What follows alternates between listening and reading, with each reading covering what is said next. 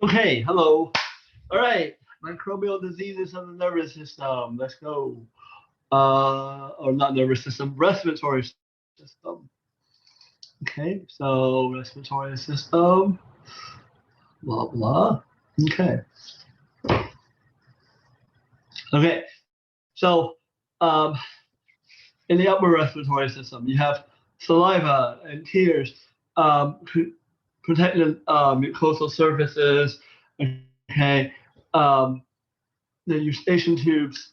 Okay, um, it has earwax, saliva, tears. All of that is designed to protect the upper respiratory system. Okay, the lower respiratory system, you have the ciliary escalator, moving the particles up toward the throat. Okay,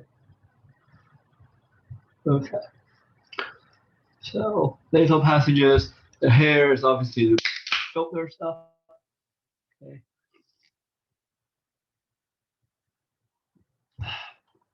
All right. The upper respiratory system and the lower respiratory system. Okay, the upper respiratory system. There's a lot of crap in the upper respiratory system. There's very little stuff in the lower respiratory system. They used to think it was sterile, but it's not. But it's really minor compared to the upper respiratory system.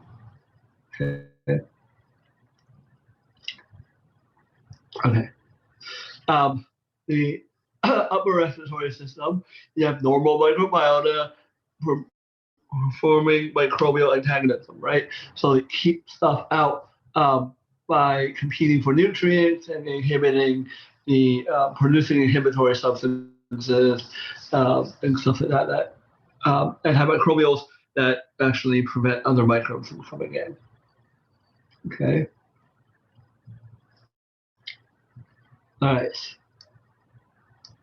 Normally, a lot of this is a ciliary escalator. Um, in addition to that, you also have macrophages in the lungs called dust cells that usually clean out the space. Okay. All right. So blah blah blah. Okay. So definitions, right? Pharyngitis, sore throat, laryngitis. Okay. Inflammation of larynx, sinusitis, epiglottitis, which is the most threatening thing. Okay. Um, uh,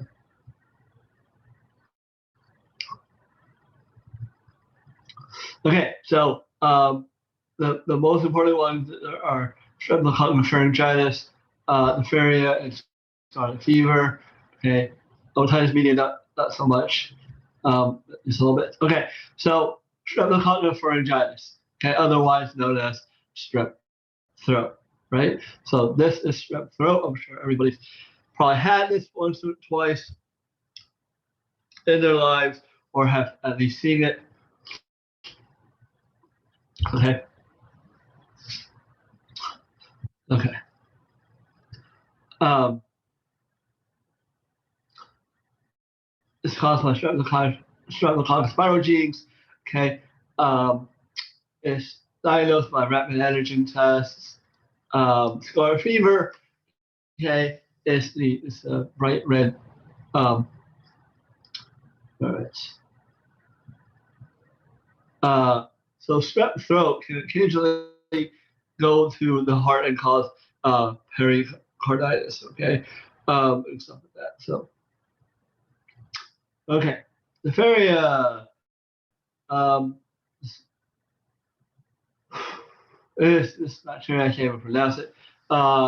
Chloride bacterium, diphtheria. Um, so this diphtheria, you can actually tell because of the grayish membrane in the throat. Okay, let me see the picture.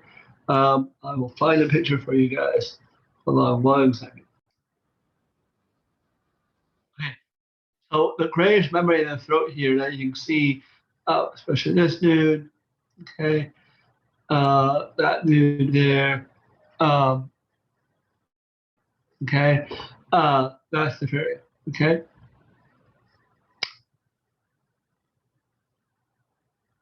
Okay. Let me share.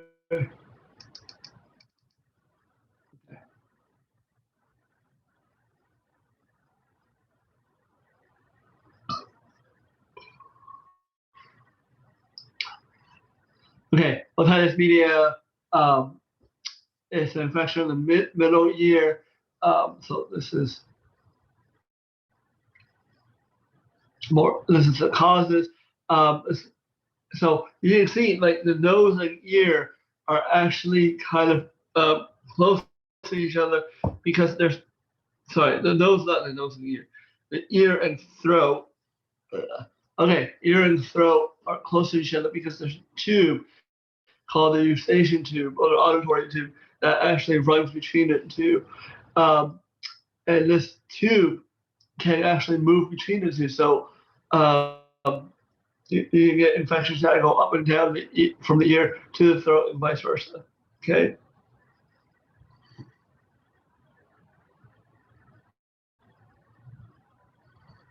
So you can see the bulging eardrum there. Okay.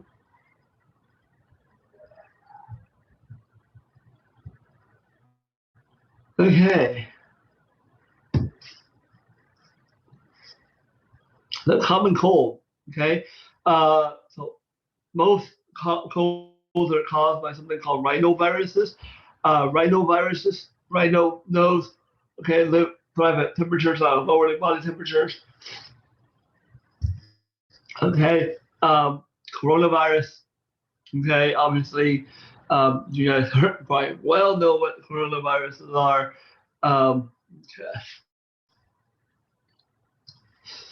Sneezing, nasal congestion. Okay, no fever. Okay, well, symptoms of cold is no fever. Like cold and flu is fever versus no fever. Okay.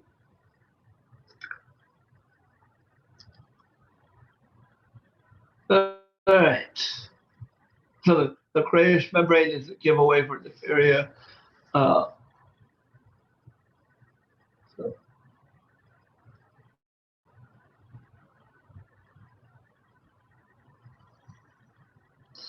Okay, bronchitis. Okay, inflammation of the bronchi. Bronchiolitis is inflammation of the bronchioles. Okay, pneumonia is inflammation of the alveoli. Okay. All right. So.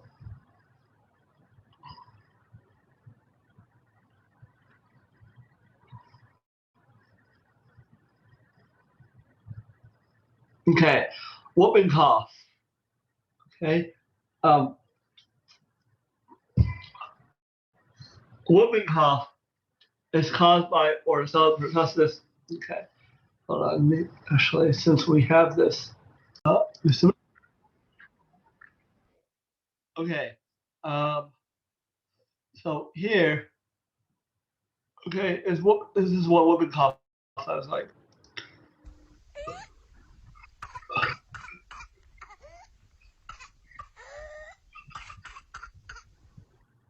Hard to listen to, isn't it? Now remember, whooping cough or Okay. So it doesn't sound like a normal cough as much. Um, the cough is much lower, it's much deeper in the trachea, and therefore it sounds much worse. Okay, it's louder as well. Okay. All right. Share new screens. Go back to something up. Okay. All right. So Bordetella pertussis. Again, this is in the trachea. Okay, so it's much lower. Um, so okay. Okay. So that was the second stage, the violent coughing. You can hear the kids like gasping for air. Okay. And even after you recover, it takes the coughing doesn't go away for a while, actually. Okay. All right.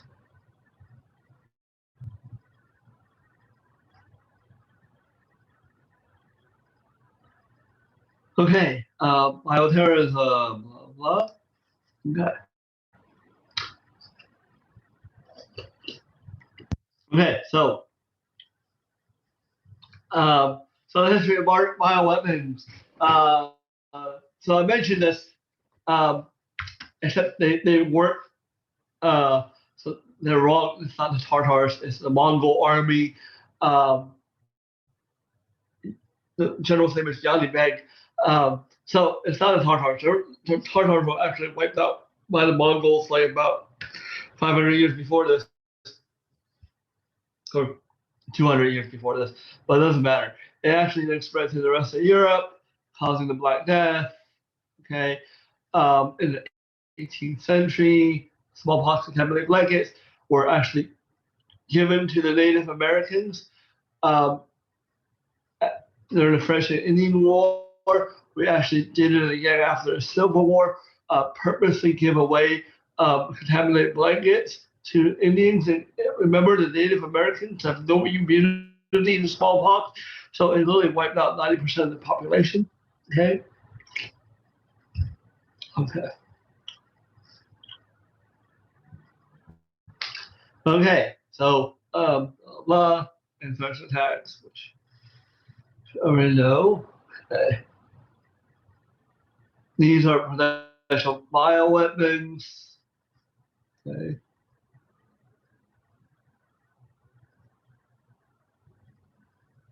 Okay.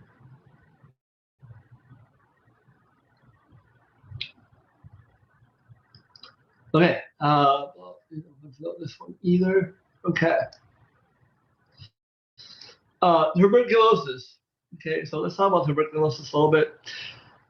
Tuberculosis, mycobacterium tuberculosis, acid fast rod. Okay, 20-hour generation time, which is incredibly fast. Okay, the lipids in the cell wall make it resistant to drying and antimicrobials. They can't cross the cell membrane, and that the lipids in the cell wall actually make it survivable on surfaces for days, I think, which is very weird. Okay.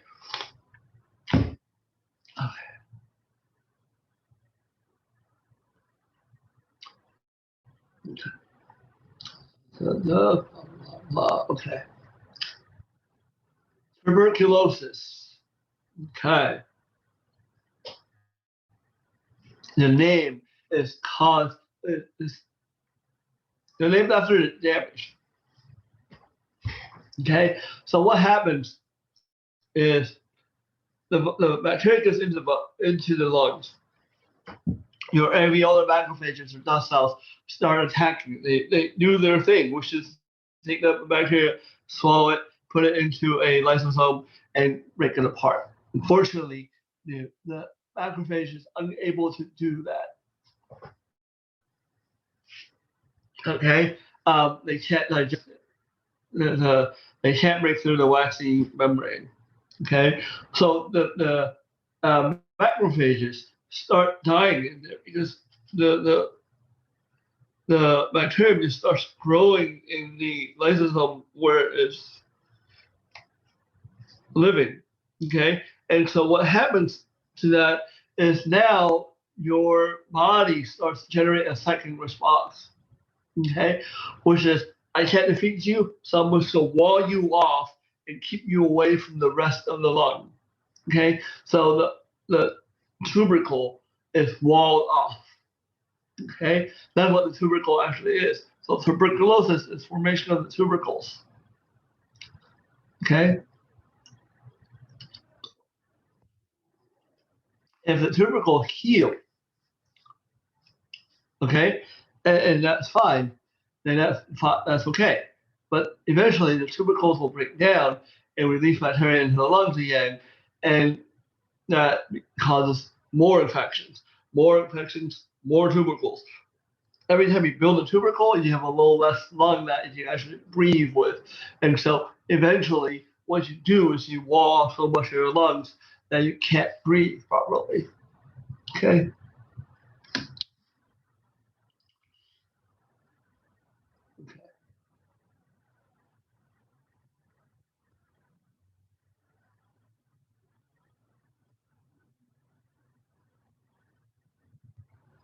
Okay, so they start growing in macrophages.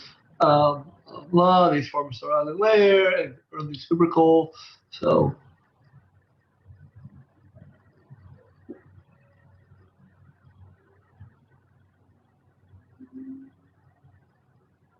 okay. This is a mature tubercle. See it walling off this bacteria here, but eventually it breaks out and causes more damage. Okay. The tuberculin skin test is a delayed hypersensitivity thing.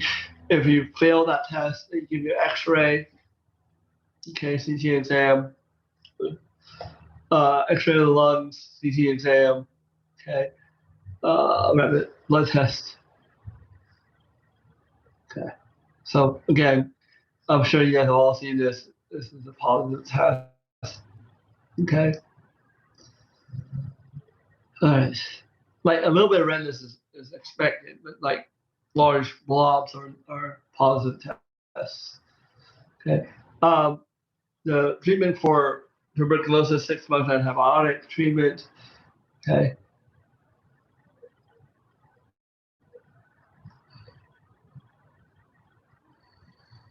Okay. Tuberculosis is one of the diseases that, okay, first of all, tuberculosis will show up by the exam. Because honestly, tuberculosis is one of the deadliest diseases ever in the history of mankind. Okay. So diseases that, are in the history of mankind on the test. Okay. Okay. Um, okay. So tuberculosis. Bacterial pneumonia is okay. So you don't have to know this. You kind of have to know what the general deal with pneumonia is. Okay, pneumonia basically infected alveoli of the lung, so fluids and red blood cells. Okay, so the alveoli has to be very, very short distance away from the capillary so you can gas exchange. The more fluid you add between the distance, it exponentially, and it's actually a huge exponent.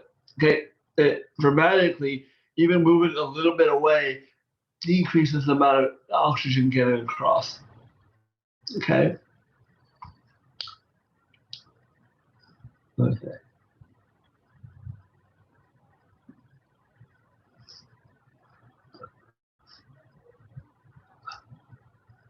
Okay. So I'm not going to ask for different types of pneumonia and stuff like that. Okay.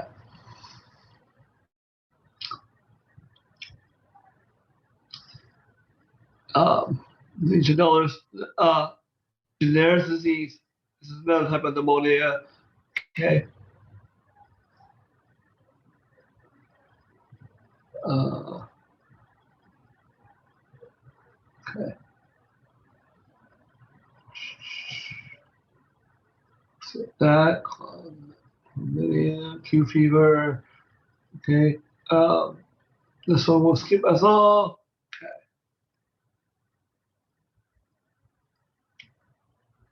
Okay. So we'll skip forward. Okay. Viral pneumonia. Okay. So SARS, okay, MERS. These are all coronavirus diseases. Okay. Uh, coronavirus is usually stay in the upper respiratory tract. Okay. The ones that are deadly are the ones that go to the lower respiratory tract, SARS and MERS COVID virus. Okay. Okay.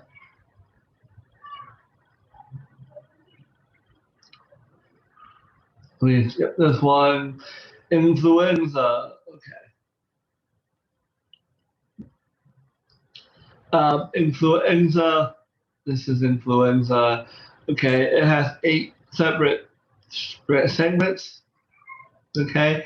And therefore, with 8 separate segments, it can go through antigenic shifts. Okay. it's a reassortment of the eight segments. Okay.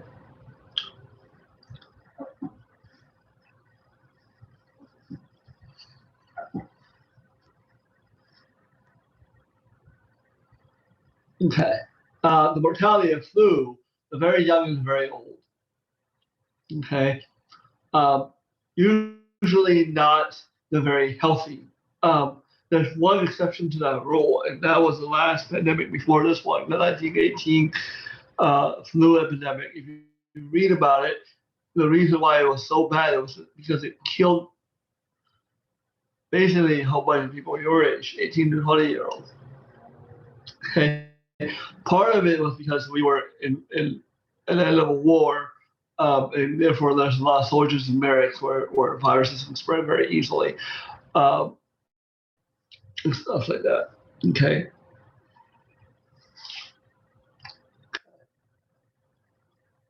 Okay, so this stuff, Relenza, Tamiflu, all this stuff inhibits neuraminidase, which is one of the enzymes in the flu. Okay, it works, but it doesn't work particularly well. It reduces the symptoms, reduces the duration, but does not cure you. Okay.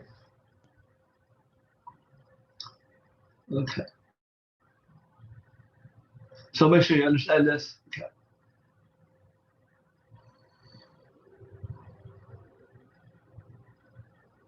Oh.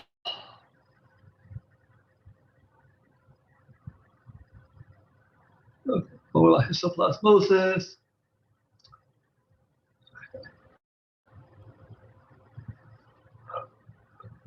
Okay.